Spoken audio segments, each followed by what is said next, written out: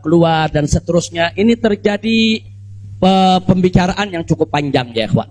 Tapi memang mereka sendiri mengaku.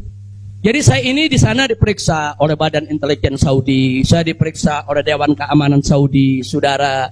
Nah, belakangan, saudara, kenapa saya diperiksa? Mereka mendapatkan laporan sampah dari negeri ini ya.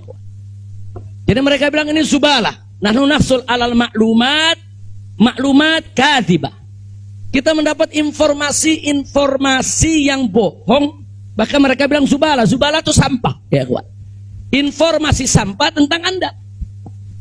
Jadi katanya saya ini buronan, melarikan diri, ada persoalan hukum yang saya hadapi. Saya ini katanya red notice. Kemudian ada lagi yang mengatakan kalau saya ini saudara orang politik yang selalu bikin keributan di mana-mana, nanti bahaya untuk keamanan Saudi. Nah, ini laporan-laporan semacam ini. Saya tidak mau menuduh siapa yang melapor, si A atau si B atau si C ya kawan. Tapi ini ada. Dan ini bukan laporan dari orang biasa. Kalau laporan dari orang biasa, saudara, nggak bakal dihiraukan oleh pemerintah Saudi. Ini tingkat negara. Ini bukan tingkat RT, bukan tingkat RW. Ini tingkat negara. Negara Saudi mendapatkan laporan. Berarti yang memberikan laporan ini, saudara, ini tingkat tinggi juga. Nah, tapi ala kulihal semua kita buktikan. Mereka bilang, apa betul? Anda ini punya kasus hukum. Ada 2 kasus hukum. 1 di Jakarta, 1 di Bandung. Saya katakan kepada mereka, saya tidak punya kasus hukum. Mana buktinya? Saya punya SP3. SP3-nya saya terjemahkan ke dalam bahasa Arab. Kayaknya dalam sejarah nggak pernah ada SP3 diterjemahkan ke dalam bahasa Arab.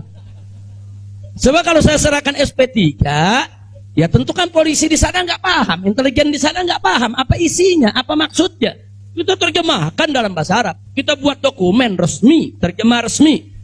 Jadi saya katakan tuduhan apa yang Anda dapat dari pemerintah Indonesia? Oh, Anda ini melarikan diri dari Jakarta karena ada kasus hukum. Saya tunjukkan, ini SP3. Silakan Anda baca. Begitu mereka baca, mereka kaget. Oh, ini kan hukum sudah selesai. Kenapa kok masih dilaporkan Anda tetap bersalah? Jadi pemerintah Saudi sendiri yang menilai ya.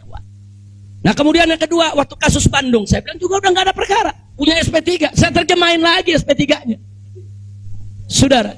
Nah terakhir mereka bilang, katanya Anda ini dikejar-kejar badan intelijen dari negara Anda. Saya bilang enggak, saya nggak punya persoalan dengan badan intelijen. Oh, tapi ini ada laporannya. Anda bisa buktikan kalau Anda tidak punya permasalahan dengan badan intelijen Indonesia. Punya. Loh, apa buktinya? Saya punya dokumen. Perjanjian antara saya dengan Badan Intelijen Negara Indonesia, saya terjemahkan lagi dalam bahasa Arab. Resmi di situ, saudara. Dan dokumen ini kan belum saya buka ke masyarakat, ya ikhwan. Saya pikir nggak ada perlunya saya buka, ya ikhwan, kecuali kalau darurat saya tunjukkan. Mereka kaget loh. Anda punya perjanjian begini bagus dengan negara, Anda tidak punya masalah. Kok dilaporkan macam-macam? Nah ini yang jadi persoalan ya ikhwan. Ala kulihal, singkat cerita, kalau saya cerita terlalu panjang, saudara, akhirnya pemerintah Saudi ini, otoritas yang berwenang di bidang ini, mereka justru akhirnya minta maaf. Mereka bilang nahnu natawarrat, nahnu ghaltan, kami salah, kami sudah melewati batas wewenang yang kami punya, kami minta maaf karena memang ini kesalahan dari informasi yang kami terima. Nah, jadi supaya Anda tahu, akhirnya mereka tidak mengganggu kita sama sekali. Bahkan terakhir bukan lagi persoalan bayang safar, jangan kita deportasi. Saya ditawarkan, Habib, Anda mau pulang besok ke Indonesia atau Anda mau tinggal di sini selamanya? Silakan. Maka itu pada malam Ahad, Sabtu malam Ahad, sebelum saya pulang, saya ke Riyadh, saya diundang resmi ke Riyadh. Saya diundang resmi ke Riyadh, saya ketemu petinggi di sana ya kawan. Mereka tawarkan, mau tinggal di sini, kita berikan iqamah, kita berikan izin tinggal, mau seumur hidup pun boleh. Silakan Anda memutuskan. Enggak, saya enggak punya persoalan sama pemerintah Saudi, ya kuat. Jadi bohong kalau ada yang bilang saya punya persoalan. Jadi makanya kalau pejabat tuh jangan sembarang bicara. Kalau mau bicara tuh mesti punya data dong. Masa pejabat bicara nggak pakai data? Kalau nggak pakai data, pedagang kopi di warung-warung, ya kan dagang kopi di warung nggak pakai data. Ada kopinya seduh, pakai gula, selesai kasih. Kira-kira jelas gak? Ini kalau pejabat tingkat negara harus punya Data ya ikhwan, nggak sembarangan. Tapi baiklah, kita bagian akhir. Jadi begitu mereka sudah tahu itu semua, semula saya mau dibikinkan bayan safar. Bayan safar itu exit permit, saudara. Nah, bayan safar itu ada dua.